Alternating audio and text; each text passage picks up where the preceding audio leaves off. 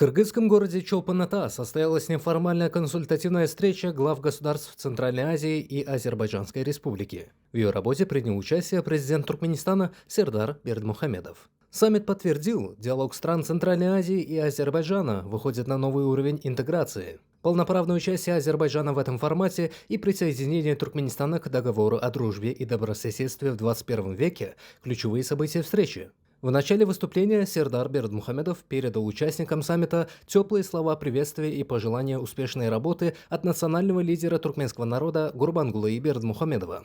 Глава государства сообщил, что следующую консультативную встречу глав государств примет туркменская Аваза 8 октября 2026 года. Ашхабад уже подготовил проект повестки из 5 ключевых направлений.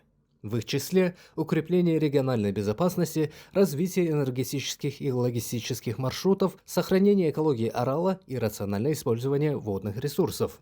Главным документом саммита стала подписанная Чолпан-Атинская декларация, зафиксировавшая курс на прочный мир и процветание региона. Символичным продолжением встречи стало совместное открытие лидерами нового отеля «Баку» на Иссык-Куле. После этой церемонии Сердар Бердмухамедов отбыл в Туркменистан.